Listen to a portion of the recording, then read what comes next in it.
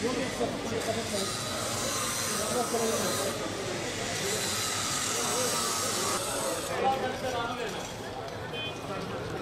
olayı... Komiserim siz buraya alın. Buraya alın. Gelin buraya. Sıcak mı? Bir şey olsun söylerler. Ambulans çağırmasın.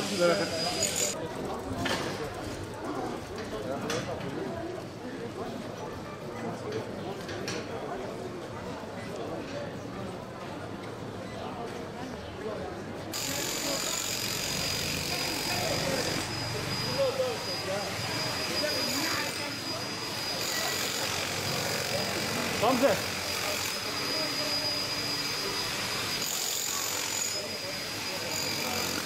Tamam. Arkadaşlar, sosyal mesafeyi koyalım. Lütfen gelmesin aramızda. Uyalım, uymayanları uyaralım. Sevgili vatandaşlarım, güvenle bir sağlamak.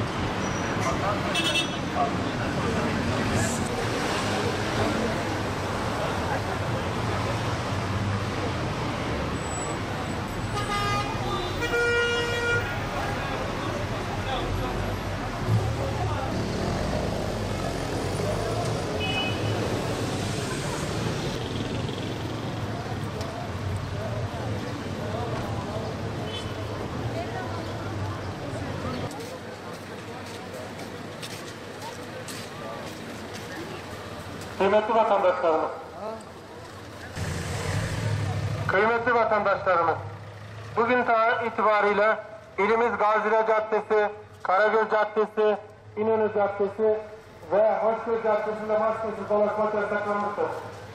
Sosyal mesafe kurallarına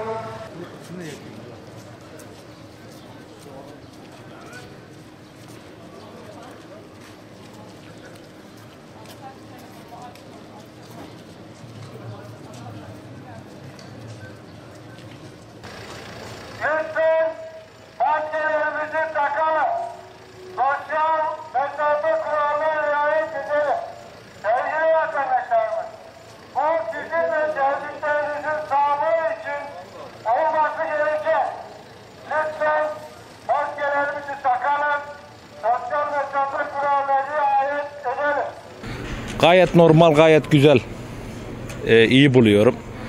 Vatandaşlardan da maskesiz dolaşmamasına özen göstermelerini rica ediyorum. Çünkü malum ki yani ülkemizde ve dünya genelinde bir koronavirüs olmuş bulunmakta. Zorunlu olmadıkça halkımızın dışarı çıkmasını istemiyorum. Çünkü bu hastalık öyle bir hastalık ki ne? Yani bütün ülkeyi, bütün dünyayı etkisi altına almış bir hastalık. Devletimizin tedbirlerine uymasını vatandaşımızdan temenni ediyorum yani. Bizim için çalışıyor, devlet bizim için çalışıyor. Bir hasta olmayalım diye maskenizi takın diyor, kurallara uymak için. Şimdi bu caddemiz daha önce bu kadar maske takmıyordu arkadaşlar. Sosyal mesafeye dikkat etmiyorlardı. Bugünden itibaren de maske yasağı geldi. Bu halkımız için gayet iyi bir karar. Yani bir an önce bu bitmesi için böyle kararların alınması lazım. Yani bu normal bir şeydir. Ha biz burada esnaf olarak en çok sıkıntılarını biz çekiyoruz. Hani iş olarak caddenin bu tamiratından dolayı, işlerin düşmesinden dolayı ama her şey bizim için. İnşallah gelecekte her şey güzel olacak. Sabredeceğiz. Yani insanlar bakıyorsun bazen duyarsız insanlar var. Sosyal mesafeye dikkat etmiyorlar. Yani özellikle bankaların önünde kuyruklarda polis memurları sürekli uyarsa bile bakıyorsun ayrı polis memuru 2 dakika sonra yine aynı millet birleşiyor yani. Bunları yapmak için mecbur bunlara dikkat etmemiz lazım. Bence bu uygulama çok yerinde ama çok geç olmuş bir uygulama. Yani bundan bir ay önce olması o daha iyi olurdu yani. Hem de hastalığın bu derecede yüksek olmasını önlerdi bir şekilde. Ben böyle düşünüyorum tabii ki. Geç mi oldu? Geç oldu. Yani bir ay önce olsaydı daha iyi olurdu. Hani trafiğe arabayı kapattılar, araç trafiğine kapattılar. İnsan da ona maskeyi takmış olsalardı daha iyi olurdu diye düşünüyorum. Yani bu virüs Çin'den çıktı ama biz hala virüsü bitirmedik. Çin şu an normal hayata döndü. Biz tam hani Avrupa'ya gidiyorduk. Hani Avrupa ülkesine uyum sağlıyorduk. Nerede bu devletin söylediği kelimeler, sözler, efendime söyleyeyim, bu sözler nerede? Buyurun ya. Ordu. Bugün Ordu'da bile şeye girerken, bir çarşıya girerken dezenfekte edilip ele geçiliyor. Nerede? Diyor ki illa maske takacaksınız. Orada takıyor maskeyi ama hepsi dezenfekte oluyor. Şu an en az ölüm sayısı Ordu'da. Buyurun bakın, internete bakın, her tarafa bakın. Ölüm sayısı Ordu'da en az olan. Tamam da sen Ordu'dan daha mı şeysin?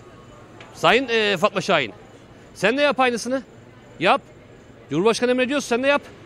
Dezenfekte olalım. Ondan sonra hepimiz çarşıya girelim. Herkes, şu esnafın haline bak. Hiçbir yerde iş yok. Herkes acından ölüyor. Oturma yok. Adam ne yapsın? Kebapçı buyur. Ne yapsın? Simitçi. Ne yapsın bu adam? Oturma yok. Ya esnaf 4 gün 5 günü belli istihdam etmeden kepe kapanan esnaflar var. Tamam 1000 lira kredi verdin. Elen ve selen 1000 lira dedin ki ne yardım yapıyorum. Elektrik faturaları şu an 300'den aşağı gelen yok ya. 250, 300. Bu ne demek yani? Cık, olmaz.